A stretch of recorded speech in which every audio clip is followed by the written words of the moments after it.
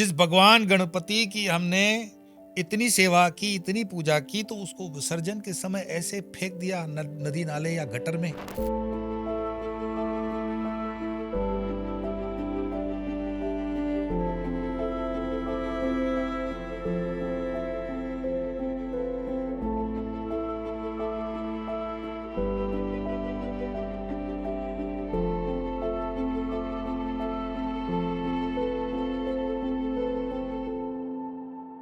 चाहे वो कोई भी नदी किनारा हो, चाहे कोई भी स्टेट हो, ये हमारे भगवानों की बेइज्जती है, हमारे धर्म की बेइज्जती है।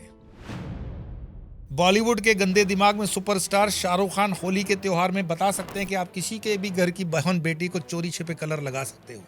ये गंद बॉलीवुड से आया। हमारे त्योहार इतने खराब नहीं थे। मुझे बड़ी पीड़ा होती है, हम जिस आश्रम में रहते हैं 2 किलोमीटर तक कोई मुसलमान नहीं है, लेकिन 2 किलोमीटर दूर जो मस्जिद है उसकी अजान की आवाज हमारे आश्रम तक आती है।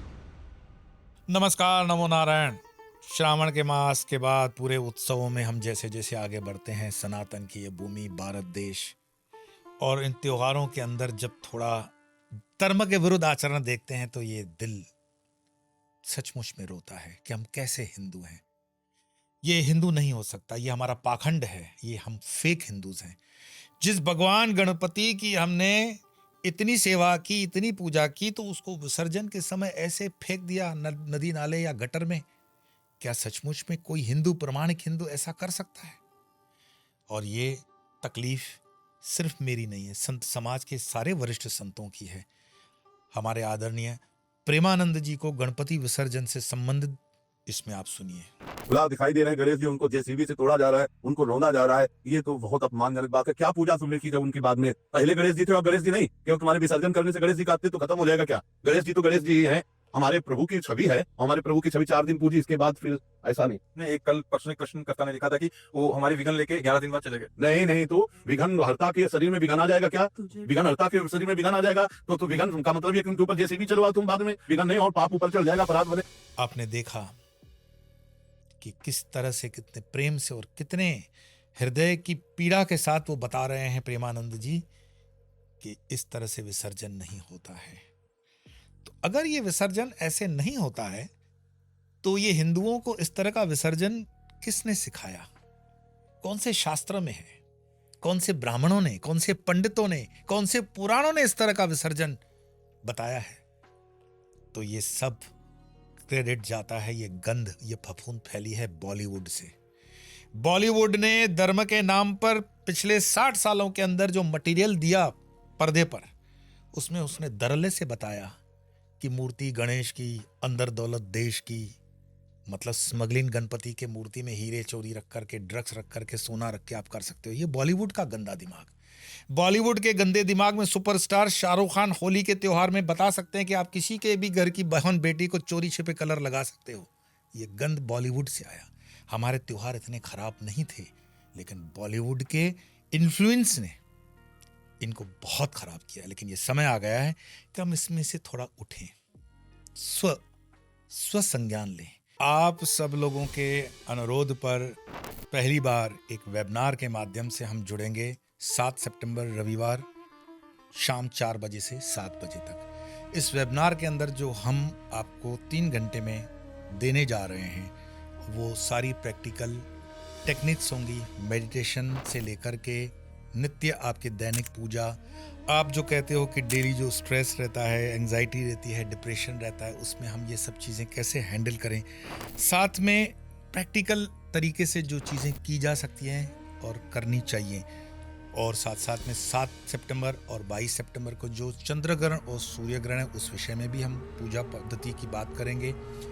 और साथ में पितृपक्ष जो चालू आ रहा है, तो पितरों की शांति के लिए गर्भ में ही हम अपने आप से क्या कर सकते हैं, उस विधि को भी हम नित्य पूजा में कवर करने का प्रयास करेंगे। तो आइए मिलते हैं इस सेमिनार में। मुझे आप बताओ कि उत्सव हमारे हैं, हिंदुओं के उत्सव हैं।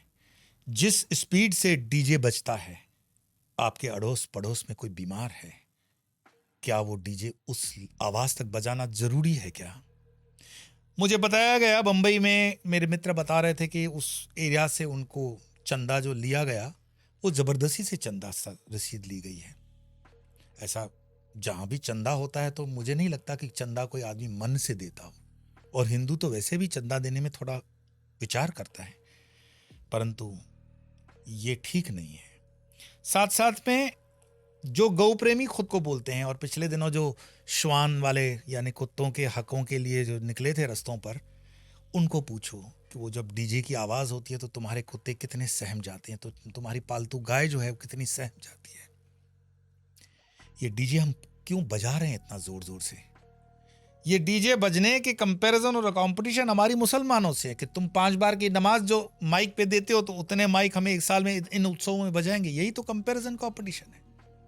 और कानून इसमें कोई अपना मापदंड नहीं दे रहा है। यूपी की तरह अगर हो, जैसे योगी आदित्यनाथ ने कह दिया कि इस बार कांवड़ यात्रा के अंदर ये डीजे नहीं बजेगा, या मस्जिदों से ये माइक की आवाज नहीं आएगी, मुझे बड़ी पीड़ा होती है। हम जिस आश्रम में रहते हैं 2 किलोमीटर तक कोई मुसलमान नहीं है, लेकिन 2 किलोमीटर दूर जो मस्जिद है उसकी अजान की आवाज हमारे आश्रम तक आती है। लेकिन ये किसी भी सरकारी तंत्र को इसमें जवाबदारी लेने का कोई इंटरेस्ट नहीं है। तो आम हिंदू को समझना पड़ेगा कि ये गंद फैला कौन रहा है और क्यों फैला रहा है, और ये सब करने वाला कौन सा हिंदू है? सचमुच में प्रामाणिक हिंदू है या पाखंडी हिंदू है? रियल हिंदू है या फेक हिंदू है? सोचना पड़ेगा, और सरकार को भी कोई नीति इसमें बनानी चाहिए।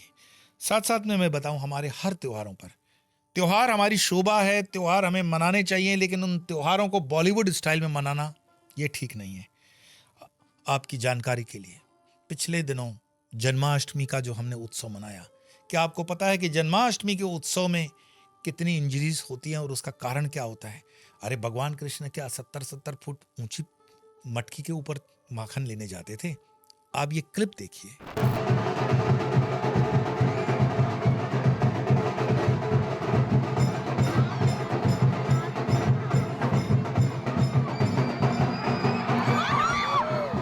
आपने इस क्लिप के माध्यम से देखा कि जो बच्चे, इसमें बड़ा उनका जोश है और श्रद्धा है, लेकिन ये कहां तक ठीक है कि जो बच्चा ऊपर से गिरे और उसको ब्रेन हेमरेज वगैरह हो जाए, उस मां का तो कृष्ण हमेशा के लिए सो जाएगा, और वो त्योहार जीवन भर उसके लिए जहर बन जाएगा।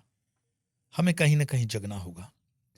हम होली की हुड़दंग शोले फिल्म की जैसे होती है ना, गानों की तरह, वो न करते हुए किसी के घर में वो शाहरुख जैसे घुस करके रंग लगा लेता है, या आजकल जो टेक्नोलॉजी से हमने कलर्स बनाने शुरू किए हैं जिसमें बहुत से एक्सीडेंट हो रहे हैं।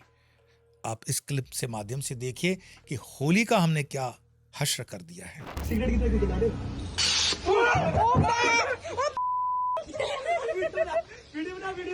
साथ साथ में त्योहार तो हिंदू धर्म के बहुत हैं।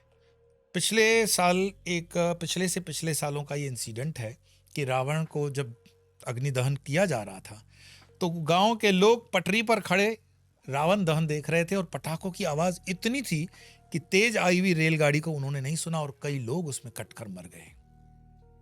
ये क्या बताता है? हम अपने तीज त्योहारों में इतने अंध हो सकते हैं कि आसपास के मनुष्य जीवन की जिसकी इतनी कीमत है उसको भी न गिने। दिवाली तो दिवाली के जो फटाके होते हैं उसमें कितने एक्सीडेंट्स हैं, और ये हम कॉपी किसको कर रहे हैं, किसको इम्प्रेस कर रहे हैं, किसको दिखा रहे हैं? आप दिवाली के इस एक्सीडेंट को देखिए, फटाका कहां जला और कहां पहुंच गया।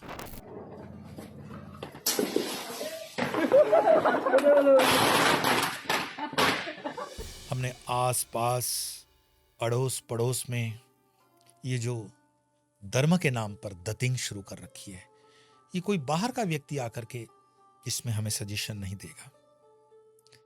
ये हम आपस में अंदर बैठ करके ही, जो विचारवान है, जो विवेकवान है, और मैं तो करबद्ध होकर के सभी संतों को, सभी कथाकारों को कहूंगा कि अपने अपने मंच से धर्म के भीतर जो ये विधर्मीपना आ गया है उसको शुद्ध करें, इन मुद्दों को उठाएं, इन मुद्दों को हमें संबोधित करना चाहिए। जिस गणपति उत्सव को, गणपति की मूर्ति मट्टी से बना करके हमें स्थापित करनी चाहिए, वो पीओपी से है, जो पोल्यूशन है, और उसके विसर्जन के समय जो प्लास्टिक की थैलियां होती हैं, फूल होती हैं, उसके अगले दिन आप जाइए और समुद्र और नदियों के किनारे देखिए क्या होता है। चाहे वो कोई भी नदी किनारा हो, चाहे कोई भी स्टेट हो, ये हमारे भगवानों की बेइज्जती है, हमारे धर्म की बेइज्जती है। और इसमें जो रियल हिंदू है, जो जेन्युइन हिंदू है, जो सनातनी हिंदू है, वो बिल्कुल उठ के इसका विरोध करेगा। फेक हिंदू तो मुझे पता है कि कमेंट करेगा, गलत ही कमेंट करेगा।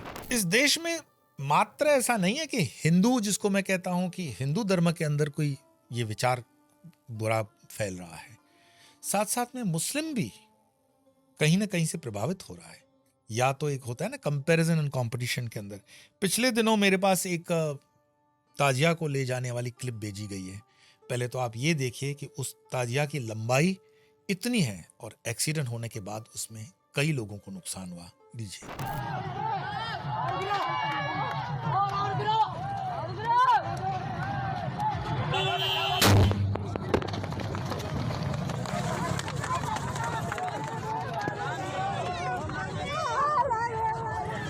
आपने देखा कि ताजिया धर्म से जुड़ी हुई एक भावनात्मक वस्तु है, या जो भी कहें धर्म से जुड़ा हुआ एक प्रसंग है।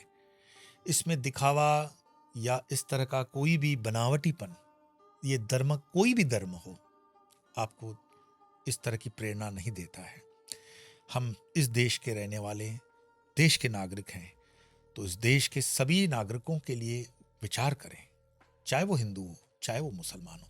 मैं हिंदुओं से करबद्ध होकर के पूछूंगा, ये जो हुल्लड़बादी हिंदू हैं, कि क्यों जैन के उत्सवों में आपको ज्यादा शोर शराबा नहीं मिलता, पारसियों के किसी उत्सव में आपको शोर शराबा नहीं मिलता, सिखों के किसी उत्सव में शोर शराबा नहीं मिलता, बुद्धिस्ट जो है, बौद्ध धर्मावलंबी, उनके किसी उत्सव में शोर शराबा नहीं मिलता।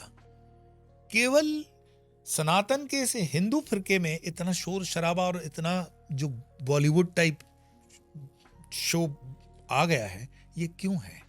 कहीं ना कहीं हमारे मन के भीतर लघुता ग्रंथि है, कहीं ना कहीं हम भटक रहे हैं, और इसको अगर भटकाव भी है तो ठीक करने का दायित्व भी हमारे ही समाज का है, कोई बाहर का व्यक्ति नहीं आएगा। तो इसको गंभीरता से लेंगे। साथ साथ में मैं यह एक निवेदन करना चाहूं कि राष्ट्र सर्वोपरि है। धर्म राष्ट्र होगा तो आप पाल सकोगे, तो ये राष्ट्र हमारा है और उसको साफ सुफ रखना और आसपास के व्यक्तियों की भी सुरक्षा देखना, ये हमारा कर्तव्य बनता है। मुझे उम्मीद है कि आप इस आज के एपिसोड से प्रेरणा लेकर के औरों को भी प्रेरणा देने के लिए इसको फॉरवर्ड करेंगे। साथ में मेरे से मिलने या संपर्क करने के लिए वेबसाइट www.swamiyoupahar.com पर सारा विवरण प्रोग्राम्स का दिया हुआ है, उसको लाभ लेंगे। और इसी तरह हम समाज, धर्म, राष्ट्र और अन्य विषयों को लेते हुए सनातन के इस प्रकाश में अपनी यात्रा को चलाते रहेंगे और मिलते रहेंगे इसी तरह। आज इतना ही, फिर मिलेंगे, तब तक के लिए नमो नारायण।